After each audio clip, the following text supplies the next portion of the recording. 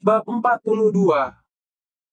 Wira menatap para warga desa dan bertanya, apa ada orang yang bisa jadi akuntan di sini? Semua penduduk desa menggeleng. Mereka tidak akan menolak kalau hanya melakukan pekerjaan kasar. Namun, kalau berurusan dengan akuntansi, bahkan memegang pena saja mereka masih kesulitan. Kami tidak bisa menulis. Pak Agus bisa menulis dan berhitung. Bagaimana kalau suruh Pak Agus saja yang jadi akuntan? Gengsi Pak Agus terlalu tinggi. Dia pasti tidak mau. Para penduduk desa sibuk membicarakan hal ini. Di luar tembok halaman, Agus yang sedang mendengarkan pembicaraan mereka, hatinya terus berdesir. Benar, dia terlalu gengsi untuk bergaul dengan orang kampungan seperti mereka. Ini akan merusak reputasinya sebagai seorang sarjana. Wira terlalu muda. Dia tidak tahu bagaimana mengatur para pekerja. Seharusnya dia lebih tegas terhadap mereka agar bekerja keras. Kalau ada kesempatan, mereka pasti akan berbuat curang dan licik.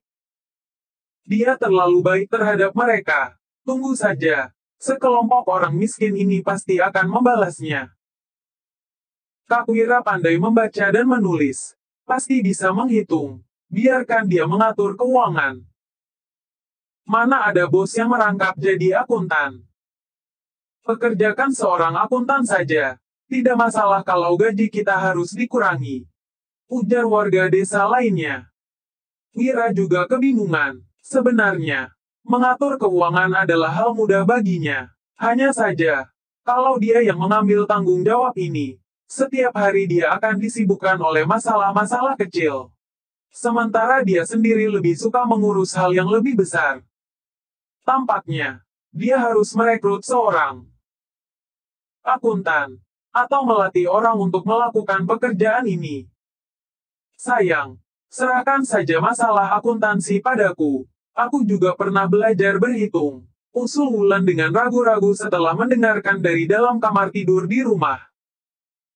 Suaminya sekarang bagaikan magnet yang menarik semua penduduk desa. Dia memancarkan sebuah pesona yang sangat unik. Bahkan suaranya membuat detak jantung Wulan bertambah cepat.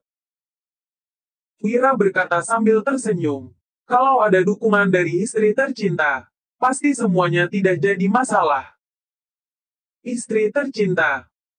Mendengar panggilan ini, Wulan merasa sangat malu hingga ingin bersembunyi saat ini. Kenapa suaminya mengatakan hal seperti ini di depan umum? Semua orang jadi mendengarnya. Meski merasa malu, tetapi hatinya berbunga-bunga. Semua penduduk desa tertawa terbahak-bahak. Di luar tembok halaman, Agus memarahi. Seorang suami harus tegas. Bagaimana bisa kamu begitu lembek memanggil istrimu seperti itu? Benar-benar memalukan. Pak Agus, kami tidak setuju dengan ucapanmu.